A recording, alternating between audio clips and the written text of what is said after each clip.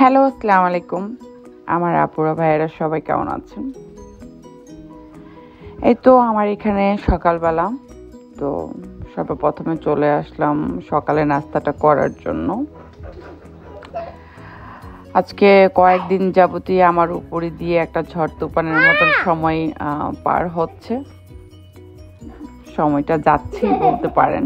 খারাপ সময় ভালো সময় দুইটাই মানুষের জীবনে যায়। কেউ বলতে পারবে না আসলে যে আমার এখন খুব ভালো, সামনে আমি আরও ভালো থাকবো। আসলে এরকমটা হয়ে ওঠে না। আমাদের লাইফে দেখবেন মানে হাসির যে মুমেন্টটা না, সেটা খুব কমই থাকে। দুঃখের সময়টা মানে এই যে হতাশা, এগুলোই লাইফে বেশি থাকে। তো এর মাঝেই আসলে সবসময় নিজেকে পজিটিভ চিন্তা করে পজিটিভভাবেই আসলে এগিয়ে যেতে হয়। এখন বলবেন যে আপু এই ধরনের হতাশাজনক কথা কেন বলছেন? আরে আপুরা ভাইয়ারা আর বললেন না, দিকে তো কয়েকদিন যাবৎ নিজের দাঁত নিয়ে এত সমস্যার মাঝে আছি। বাংলাদেশে গত দুইবারই আমার বিদেশ আসার পর যাওয়া হয়েছিল। দুইবারই আমি দাঁতের ট্রিটমেন্ট করে আসছি।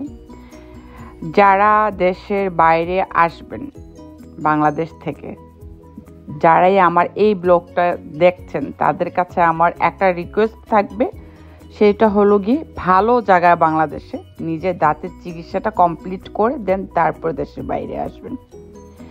কারণ এখানে আসার পর আপনার যদি কোনো দাঁতের প্রবলেম হয়, এইখানে যে কি পরিমাণ দাঁতের খরচ, সেটা আমি নিজে ভুক্তভোগী এবং এখন ভুগতেছি।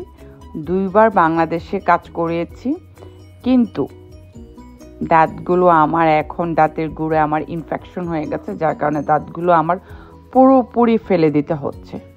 তাই যারা দাঁতের ডাক্তারের কাছে যাবেন, বাংলাদেশে দেখবেন অলি গলিতে সব জায়গা কিন্তু দাঁতের ডাক্তার, বাট ভালো ডাক্তার নেবেন। 2 টাকা বেশি গেলেও চিকিৎসাটা দীর্ঘমেয়াদী মানে সময় নিয়েই করাবেন।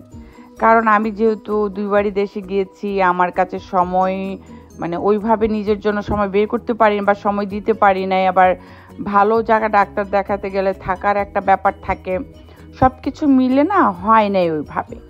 যার কারণে এখন কিন্তু আমার উপরে যে বিশাল একটা ঝড় তুফান যাচ্ছে।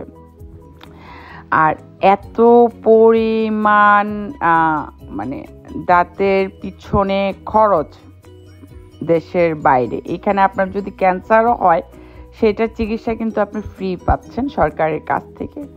বাট একমাত্র প্রত্যেকটা ওয়ার্ল্ডে দেশের বাইরে দাঁতের ট্রিটমেন্টের জন্য আপনাকে নিজেকে ফুল পেমেন্ট করা লাগবে, আর নাহলে আপনাকে ব্যাংক লোন নেওয়া লাগবে। মানে এরকম একটা পরিস্থিতির মাঝে আপনি যদি পড়েন, বলেন তো কেমন লাগবে?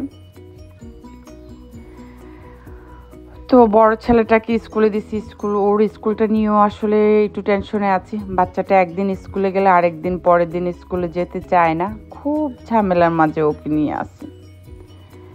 মানে কবে যে ওর একটু বুঝ হবে বা কবে যে একটু বুঝবে, সেটা আল্লাহ রব্বুল আলামিন ছাড়া আমি নিজেও মা হয়েও জানি না। আর এই মাসের 16 তারিখ থেকে আমার মেয়ে এবং ছোট ছেলেটা ওরা স্কুলে যাবে। ওরা যখন স্কুলে যাওয়া স্টার্ট করবে, তার হয়তো বা এই মাসের লাস্টের থেকে নিজে একটু হলেও নিজের জন্য সময় বের করতে পারবো।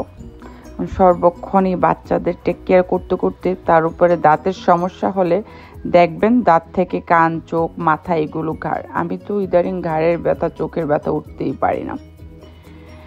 এখন এই যে আরেকটা ডাক্তারের কাছে আসলাম, শুধু ডাক্তারের ভিজিট করাচ্ছি, কারণ যেখানে যাই এখানে না ব্যয়বহুল খরচ। আজকে এখানে আসলাম, ওরা আমাকে যে সাজেশন দিল এবং যে খরচের কথা বলো, সেটা যদি আপনাদের সাথে শেয়ার করি, আপনাদেরও পায়ের নিচে মাটি সরে যাবে, মানে এমন একটা অবস্থা। তো কি আর করার, ওইখান থেকে এসে একটু বাজার সজার করে এখন বাসার দিকে চলে যাব।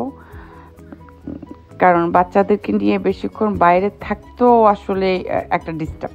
কারণ বাচ্চাদেরকে নিয়ে বাজার করতে এসেও শান্তি নেই। কারণ ওর আব্বুর সাথে আমার এই নিয়ে আসলে বাচ্চাদের কারণে মানে আমার হাজব্যান্ডের সাথে অনেক সময় আসলে কথা কাটাকাটি হয়। এই দেখেন বলতেছে, সেইগুলো আর আপনাদেরকে শোনালাম না। হ্যাঁ, যে বাচ্চার ব্যাপারে বাবার কমপ্লেন সব কিছু মার কাছে, আর ভালো হলে কার? আমার ছেলে, আমার মেয়ে। তো আজকে এমনিও বাসায় মনও ভালো না, শরীরটাও ভালো না, বাসায় গিয়ে আর রান্নাবান্না করবো না। যাওয়ার পথে একটা পিৎজা নিয়ে যাব, আর নিয়ে আসছি।